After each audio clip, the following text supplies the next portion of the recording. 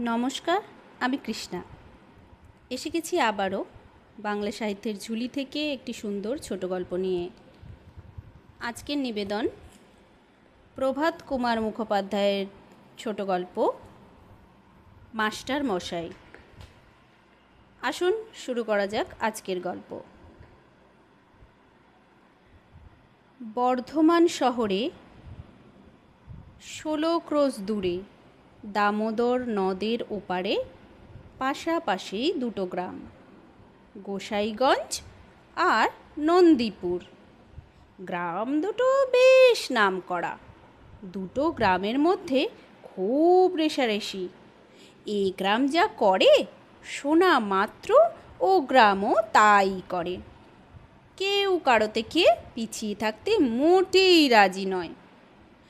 আগামী বারোয়ারি পুজো নিয়ে একদিন গ্রামের 3 কর্তার মধ্যে আলোচনা হচ্ছিল। সেই সময় রামচরণ মণ্ডল হাঁপাতে হাঁপাতে সেখানে এসে পৌঁছল। বলল, বড় বড় শহরে যা হয় না, নন্দীপুরে তা হয়েছে। তারা হোস্কুল বসিয়েছে। আরে ছাই, আমি কি জানতাম আগে? আজ না শুনলাম ওই ইঞ্জিরি পড়ার পাঠশালাকে হুস্কুল বলে। গোসাইগঞ্জের দত্তবাবু বললেন, ও নন্দীপুর স্কুল খুলেছে বুঝি? তা মাস্টার কোথা থেকে এনেছে কিছু শুনলে? রামচরণ মণ্ডল বলল, সব খবরই নিয়ে এসেছি। মাস্টার বর্ধমান থেকে এনেছে, বামুনের ছেলে হারান চক্রবর্তী। 15 টাকা মাইনে, বাসা খোরাক সব আলাদা। এই সময় বাইরে একটা কোলাহল শোনা গেল। পরক্ষণেই দেখা গেল পিলপিল করে লোক সদর দরজা দিয়ে ভেতরে ঢুকছে। রামচরণ রাস্তায় আস্তে আস্তে সবাইকে এই খবর দিয়ে এসেছে। সবাই এসে চিৎকার করে বলতে লাগলো, এ কি সর্বনাশ হলো! নন্দীপুরের হাতে এই অপমান! আমাদের স্কুল খোলবার এখন কি উপায় হবে? হিরু দত্ত রোয়াকের বারান্দায় দাঁড়িয়ে উঠে হাত নেড়ে বলতে লাগলেন, ভাই সকল, আমরাও স্কুল খুলব। আমি কলকাতায় গিয়ে ওদের চেয়েও ভালো মাস্টার নিয়ে আসব।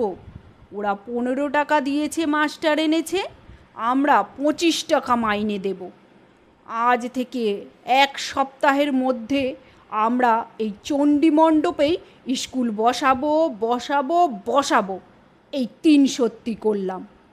এখন যাও, তোমরা বাড়ি যাও, চান খাওয়া করোগে। কলকাতা থেকে মাস্টার নিয়ে হিরু দত্ত 4 দিন পর গ্রামে ফিরলেন।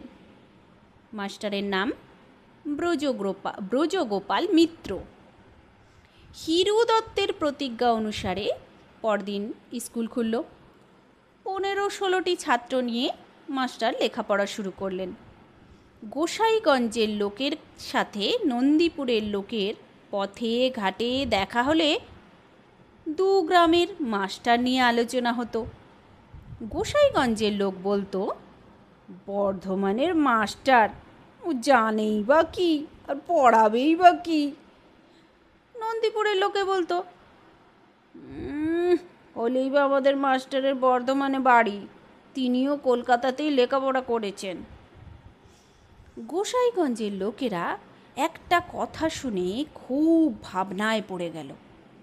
নন্দীপুরের মাস্টার নাকি বলেছে,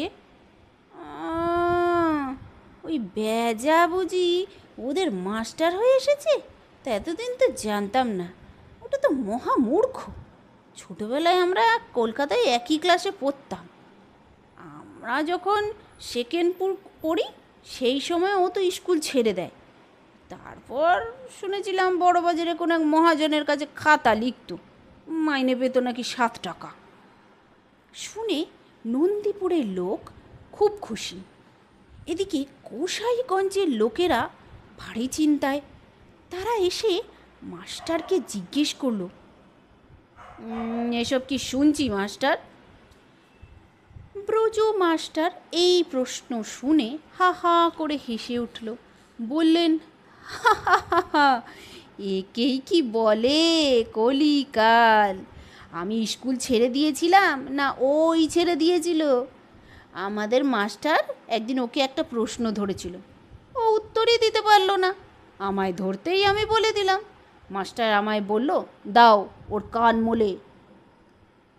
আমি কান মোলে দিতেই ওর চোখ মুখ রাঙা হয়ে গেল। ও বলতে লাগলো, আমি বামুনের ছেলে, ও কায়েত হয়ে আমার কানে হাত দেয়। সেই অপমানেই তো ও স্কুল ছেড়ে দিল। এইভাবে দুই মাস্টারই একে অপরের নামে দুর্নাম করতে লাগলো। দু গ্রামের লোকেরাই তখন তাদের মাস্টারের প্রতি সন্দেহ হতে লাগলো। ঠিক হলো সবার সামনেই একদিন বিচার হোক, কোন মাস্টার ভালো আর কে কাকে হারাতে পারে দেখা যাক। দুই গ্রামের সীমানায় ছিল একটা বুড়ো বটগাছ। ঠিক হলো তার নিচটাতেই বিচার সভা বসবে। বিচারের দিনও ঠিক হলো, আগামী বৈশাখী পূর্ণিমা। সময় হলো সূর্য ডোবার কাল, মানে সন্ধ্যাবেলা। ওই দিন বিকাল হতেই গোসাইগঞ্জের মাতব্বরেরা ব্রজ মাস্টারকে সঙ্গে নিয়ে শোভাযাত্রা করে বটতলার দিকে চলল। তাদের সঙ্গে ঢাক ঢোল কাড়া নাকাড়া প্রভৃতি বাজনা। একজন আবার একটা সঙ্গে করে রামসিংহা এনেছে। ওই ভগবানের ইচ্ছে, যদি জয় হয় তবে ঢাক ঢোল বাজিয়ে গ্রামে ফিরবে। সূর্য ডোবার আগেই গোসাইগঞ্জের লোকেরা বটতলায় হাজির হলো। নিজের সীমানায় তারা শত মাদুর, সপ, শতরঞ্চি প্রভৃতি বিছিয়ে বসল। দূরে পঙ্গপালের মতো নন্দীপুরের লোকেরা আসছে দেখা গেল। তারাও সঙ্গে করে সপ মাদুর ঢাক ঢোল সবই এনেছে। নন্দীপুরের লোকেরাও এসে তাদের সীমানায় সপ মাদুর পেতে বসে পড়ল। দুই গায়ের মাতব্বরেরা সামনের সারিতে বসেছে, মাঝে 2-3 হাত খালি জমি। প্রথমে নন্দীপুরের মাস্টার হারান বুক ফুলিয়ে সামনে এলো। সে ব্রজ মাস্টারকে বলল, বলুন তো হান্স অফ আ ডিলেমা মানে কি? গোসাইগঞ্জের ব্রজ মাস্টার বললেন, উভয় সংকট। বলা মাত্র পেরেছে পেরেছে বলে গোসাইগঞ্জের লোক সব চিৎকার করে উঠল। দলের কর্তারা অনেক কষ্টে তাদের থামালো। এবার গোসাইগঞ্জের মাস্টারের প্রশ্ন ধরার পালা। ব্রজ মাস্টার উঠে দাঁড়িয়ে হারান মাস্টারকে বলল, আমি খুব সহজ একটা প্রশ্ন করব, আপনি একটু জোরে বলবেন, যা সবাই যেন শুনতে পায়। গোসাইগঞ্জের মাস্টার বলল, বলুন তো আই ডোন্ট নো মানে কি? নন্দীপুরের মাস্টার তার গলায় যতটা জোর ছিল দিয়ে বলল, আমি জানি না। বলা মাত্রই গোসাইগঞ্জের সব লোক একসঙ্গে লাফিয়ে চেঁচিয়ে উঠল, হো হো জানে না, নন্দীপুর জানে না, হেরে গেল দুও দুও। হারান মাস্টার সবাইকে বোঝাবার চেষ্টা করলো যে সে ঠিক মানেই বলেছে, কিন্তু ঠিক সেই সময়ে গোসাইগঞ্জের ঢাক ঢোল কাড়া নাকাড়া রামসিংহা সব একসাথে বেজে উঠল। তার কথা কানে গেল না কারোরই। গোসাইগঞ্জের লোক আনন্দে নাচতে লেগে গেল। একজন ছুটে এসে তাদের মাস্টারকে কাঁধে করে নিয়ে নাচতে লাগলো। পরের দিন শোনা গেল হারান মাস্টার নাকি নন্দীপুর ছেড়ে চলে গেছে, সেখানকার স্কুলটাও বন্ধ হয়ে গেছে। এদিকে গোসাইগঞ্জের ব্রজ মাস্টার গ্রামের ঘরে ঘরে ক্ষীর ননি ছানা খেয়ে বেড়াতে লাগলেন। হ্যাঁ বন্ধুরা, আজকের গল্প এখানেই শেষ। আজকের মাস্টারমশাই আপনাদের কেমন পড়াতে পারলো একটু জানাতে ভুলবেন না কিন্তু। নমস্কার। সুস্থ থাকবেন, ভালো থাকবেন।